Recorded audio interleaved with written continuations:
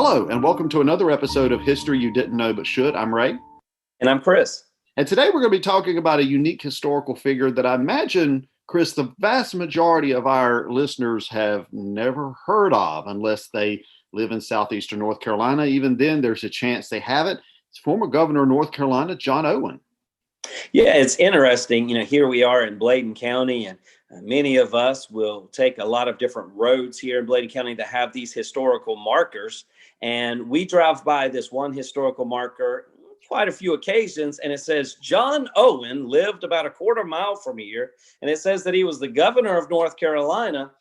And really, many people in Bladen County don't recognize that we had a governor who came from Bladen County and had a very interesting life. Yeah, a governor who came from Bladen County who actually is going to rise to national importance and national significance throughout his life and career. And his life, as we're going to see today, is going to be pretty short.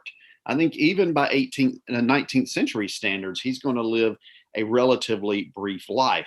So let's get into talking a little bit about John Owen. Of course, he is born in Bladen County on August 1, 1787. He is going to attend the University of North Carolina at Chapel Hill. I do not believe he actually graduated from that institution, but he does attend there at UNC Chapel Hill. He's going to marry a lady called Lucy Brown. They're going to get married here in North Carolina as well. And he is going to begin a political career that's going to span the majority of the rest of his life in different ways and forms. He's, of course, active in local Bladen County politics.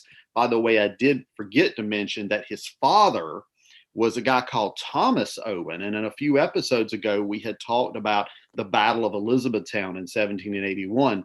And Thomas Owen was the father of John Owen. So his family actually has Revolutionary War pedigree. I believe his brother also served in the American Revolution. So he does have connections to the American Revolution. He's going to actually serve numerous terms in North Carolina government before becoming governor of North Carolina. So, for example, from 1812 to 1814, he's going to serve in the North Carolina House of Commons. He's going to serve in the NC Senate from 1819 to 1820 and 1827 to 1828 when he actually becomes governor. And we're going to talk a little bit about his time as governor in a few minutes. He's going to be the 24th governor of the state of North Carolina, and he's going to serve 2 terms. Now, back at this particular point in time, the governorship was a single-year office. So he was elected in 1828, and he was reelected for 1829. So he's going to be governor for 2 terms, which is basically, Chris, going to wash out to 2 years.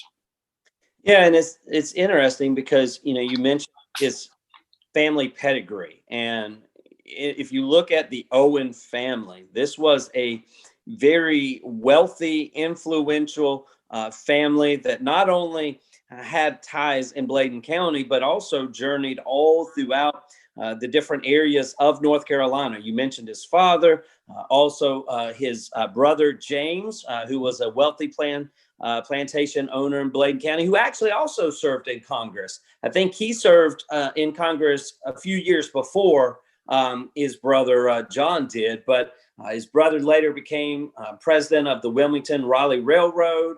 So there's a lot of history here and a lot of political handling and friends and working around each other, just doing a lot of different things. And when John Owen becomes governor, there's a few things that he is really, really interested in. And one of the most important things that he champions during his time as governor is working on improving education in North Carolina. Owen believed that North Carolina had a moral obligation not just to educate children, but to educate them well. And in his viewpoint, he said, if someone has a good, solid educational background, it's going to decrease their ignorance. And if it decreases their ignorance, it's also therefore going to decrease crime and poverty. And the only thing that it will do is make North Carolina a better state. It will help the economy. It will help the workforce. And so he understood that in order for North Carolina to really be a great society, a great state, it had to start with the children. And I think that once again, we find so many similarities to our discussions of talking about back then and talking now. And, here's this governor who's champion education. And, if we look back in our time, there's Governor Jim Hunt, who was really adamant about championing for education. And now with us dealing with this COVID-19 and understanding the different metrics of students learning in the classroom and also now virtual, I think we really do see that Owen was onto something here. He was really onto this idea that students needed to be in a classroom. They needed to be learning, not just so that they had an education, but so that they could really make a difference in society. That's not the only thing that he worked on. He was big on the economy with education, but he also had this really genius idea that he wanted to take some of the, those rivers that came from the Atlantic Ocean kind of inward, and he wanted to make them more navigable so that that would increase trade and allow more profits, especially inland, which therefore increasing the economy of the state. So all of these things, I think, was kind of related to his growing up, to his work, to his father and his brother with the plantation, and understanding how things were to be. But let's get a little bit into Ray talking about his social views, I guess. When he's governor and when he's growing up in this political system, slavery is still at the forefront of society. And, Owen had some really interesting takes on slavery and what to do with freed men and freed women also, didn't he? Yeah, he did. And I think we do need to put him in his historical context, living in the early to mid 19th century. It was a plantation. He did own slaves. We do know that about him, as did his brother James. We actually know a little bit about one of his slaves, and we want to come back to that here in a minute. But there's an interesting thing, Chris, that actually has another event that he actually is sort of slightly tied to that has more ties to North Carolina, and that's David Walker's appeal. And if our listeners are not familiar with that, David Walker was born in Wilmington, North Carolina in 1785. He was born a slave. He moves to Boston, Massachusetts in 1827. He opens a secondhand clothing store and he writes a pamphlet. David Walker writes a pamphlet, and it is a fiery little pamphlet. And he publishes it in 1829, and it was called The Appeal to the Colored Citizens of the World. And basically, this is about the need to, of course, end the evils of slavery and African Americans standing up against slavery and all of that kind of stuff. So, of course, this is going to cause a lot of angst throughout the South. Among plantation holders, slave holders, and even people living in the South who weren't necessarily plantation owners and slave holders. This is going to cause a lot of anxiety among them. And Governor John Owen was certainly no stranger to that anxiety. As governor, and this is going to happen in 1829, so it's going to basically happen in his first term as governor. This is something that happens during his first term. When the Walker's appeal reaches North Carolina, as governor, he's going to contact a lot of the main towns in the eastern part of the state. He's also going to contact senators of 32 eastern counties there in North Carolina. And he's basically going to urge them to tighten down on slaves, tighten the laws on slaves. In response to the pamphlet, find those pamphlets, destroy those pamphlets, keep a careful eye on slaves who have those pamphlets, maybe punish some of them who have those pamphlets. And I think, Chris, in this, he does reflect what we see a lot of times in the South in the 19th century. That is, these people are slaveholders. They're depending on slaves for their livelihood in a lot of ways. But at the same time, there's a deep-seated fear in these people of their slaves. They are fearful that their slaves are going to rise up against them. Yeah, and I think it's very interesting because if you look, this is taking place in 1829, and when Owen is going around talking, hey, we need to be really concerned about this because what was happening is that many of these plantations had more enslaved than they did just, free people. And it was very easy because they were getting together. They were, tired of the oppression and of the persecution. And in 1830, we see this thing that Owens was talking about could possibly happen actually happened in Virginia. Nat Turner's revolt, which took place and was just a terrible time period in Virginia history. And it was as if Owen knew it was coming and he was trying to prevent it. He gave slave patrols more freedom, trying to limit slave activities. But here's the interesting thing about individuals, and especially about John Owen, is that, yes, he was trying his best to prevent civil insurrection. He was using his gubernatorial powers to limit slave activities. But then there's this fascinating story about how he saved the prince who became a slave. Yes. And that's one of those historical things that is out there, but many people do not know about. And maybe, Ray, you can enlighten us a little bit about how all of this came to be right here in Bladen County, Southeast North Carolina. Absolutely, right here in Bladen County. And you know what, Chris? There's a historical marker on NC 210 up in Cumberland County, which is known as Murkinson Road. People from Cumberland and Bladen County will know where that is. And there's a historical marker to Omar, who is this particular slave that you're talking about. Omar, what we know of him, he was born around 1770 in Senegal. And exactly how he ended up, like you said, from being a very important person in Africa where he was living, how he went from that to being a slave is not exactly well understood. There's a theory that maybe he had gotten into some trouble and was sold as a criminal, but we don't really know what happened and how he ended up in slavery. But at any rate, he crosses the Middle Passage, which was that route between Western Africa and the eastern part of the United States. In 1807, he ends up in Charleston, South Carolina, where he works on a rice plantation, which was very hard, hot work. He escapes from that plantation in 1810, and he turns up 2 weeks later, in all places, Fayetteville, North Carolina. Now, Charleston and Fayetteville, what's that? By car today, that's like 4-hour drive, isn't it? So he made some very good timing to end up in Fayetteville 2 weeks later, but he's captured there in Fayetteville, and he's actually put into jail there in Fayetteville. Now, the only thing that kept him from ending up back in Charleston was the fact that he did not speak much in the way of English, and he could not or did not tell the people in Fayetteville there who he belonged to. So they ended up putting him up for sale. And John Owen's brother, the guy, James Owen, we've already talked about, purchased him and brought him to the plantation here in Bladen County, Owen Plantation, where he's going to basically spend most or the rest of his life.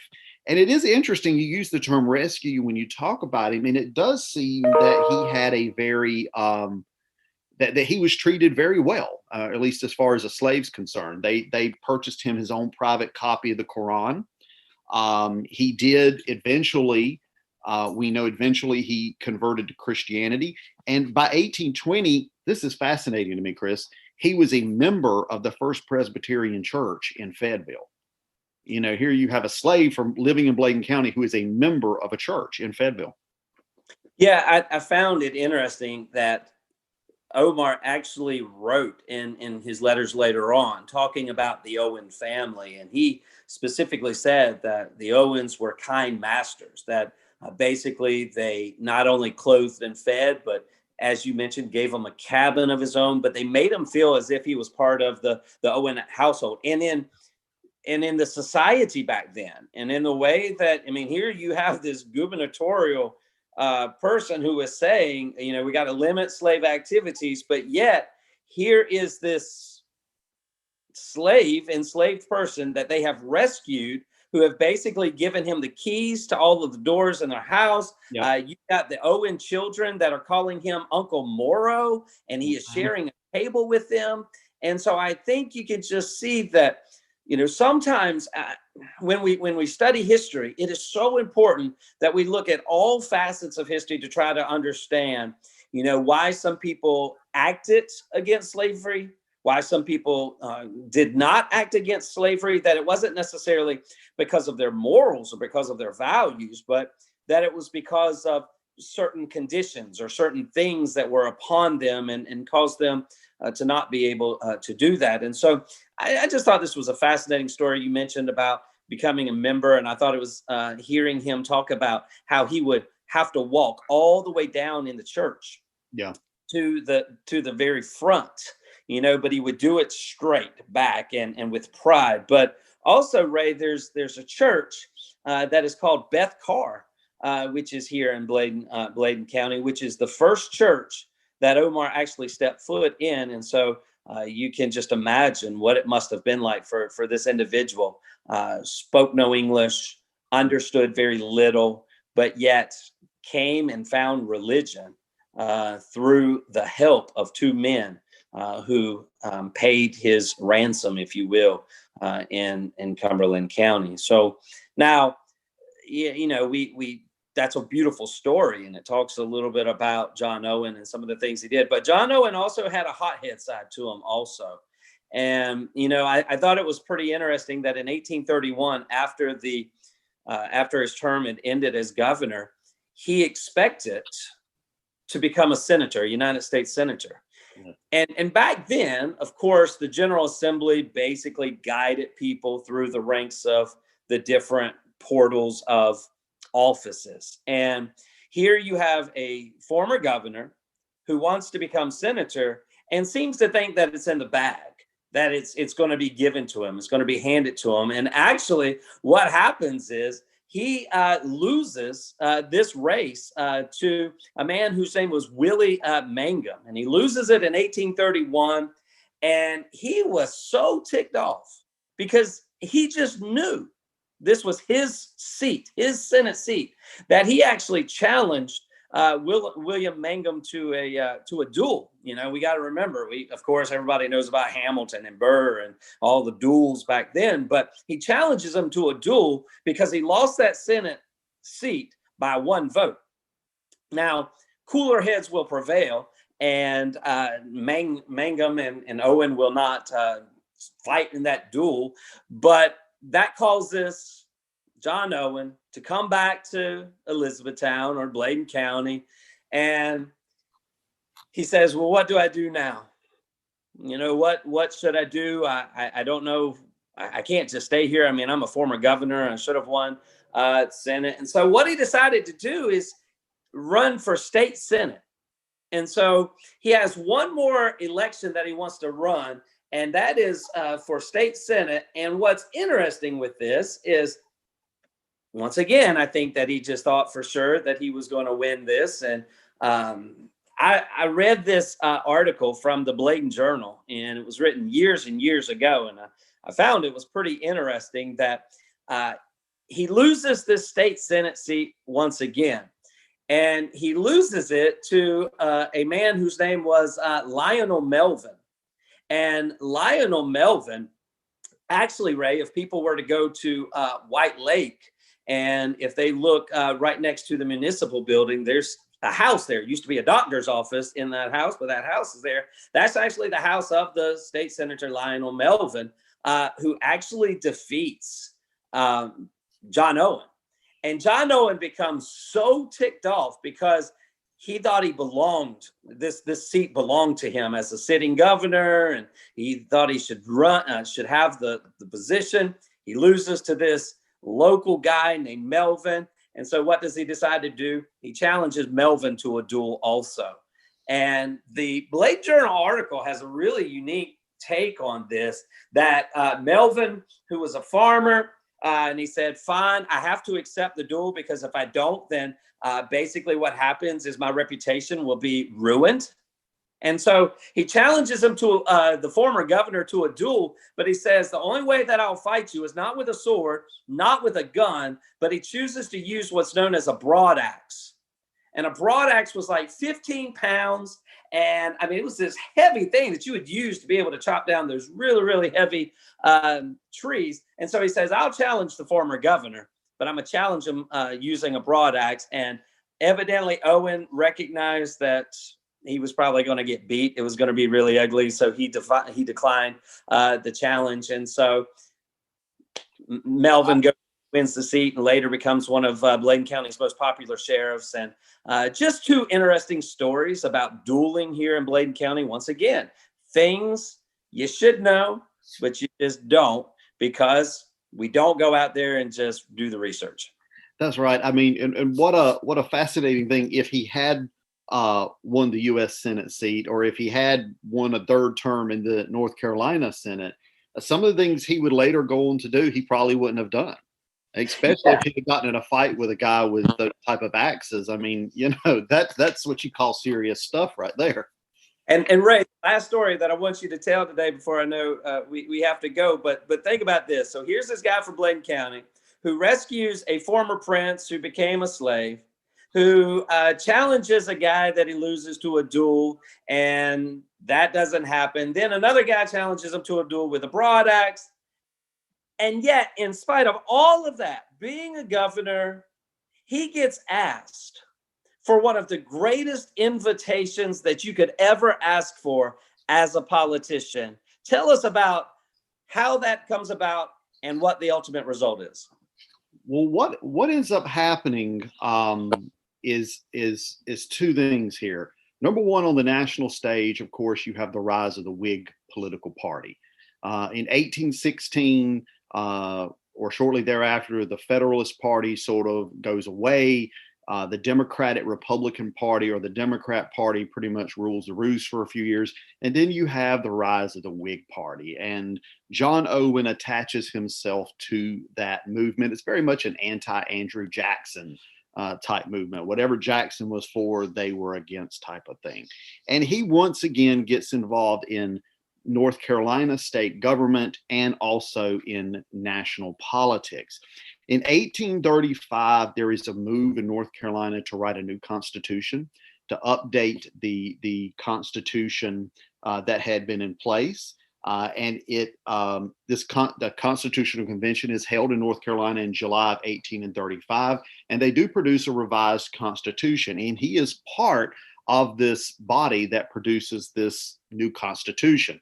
Among other things, what this constitution does is it calls for a popular election of the governor, and it changes the governor's term from 1 year to 2 years.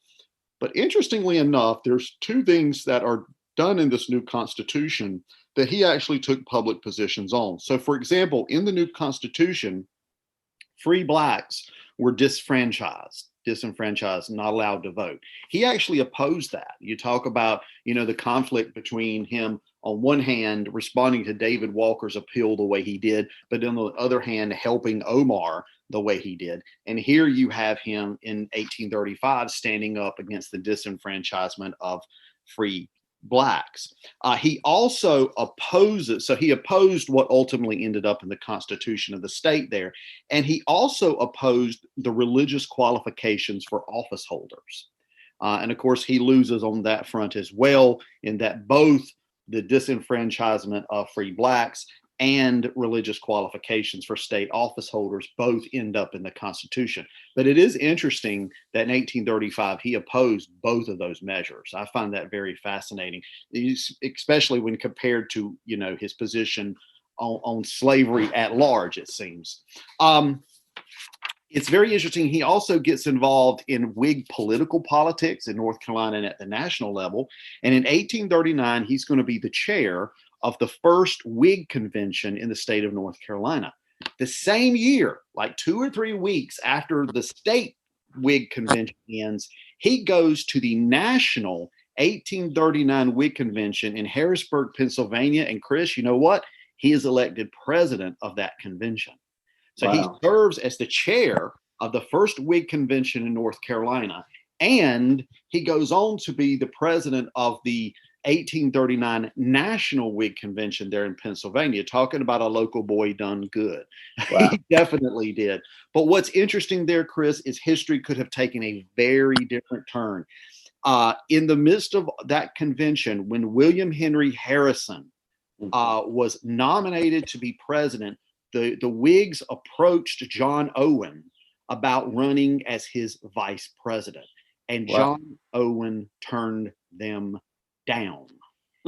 And what's so fascinating about this is John Owen, of course, is ultimately going to turn to Virginia's John Tyler and is going to run the Tippecanoe and Tyler 2 campaign, the log cabin and all that kind of stuff.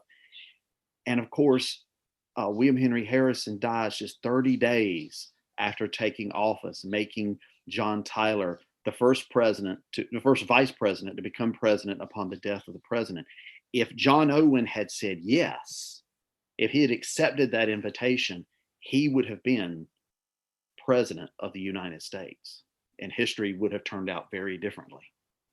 On the doorstep to greatest achievements after having lost so many local and state elections, yet it shows his persistence and his continued dedication to trying to find a place to go and to find success. And he gets to the cusp of it, and then he turns down. And it would be interesting to know, why they know. But we know what happened. So he didn't know what was going to happen. Yeah, he didn't know what was going to happen. But I think John Tyler, the guy who was finally chosen to be William Henry Harrison's running mate, when Harrison died, Tyler had already fallen out of the grace of the Democrat Party, and he quickly uses the veto pen and ends up falling out of the grace of the Whig Party. So by the end of his first term, he's gone. Neither party will have him. John Owen was a real Whig. What would have happened if John Owen had been made president then in 1841 and not and not John Tyler? That would have been very interesting. So anyway, John Owen goes on there in 1835. He's involved in the North Carolina Constitution, or updated Constitution. 1839, he steps aside, does not accept the position of vice president under William Henry Harrison. And honestly, Chris, he's only going to live about another year and a half. He dies in Pittsboro, North Carolina on October 9, 1841, at the young age of 54 years old. And honestly, Chris, I don't know if you had any more luck, but I didn't have any luck finding out exactly what killed Mr. Owen.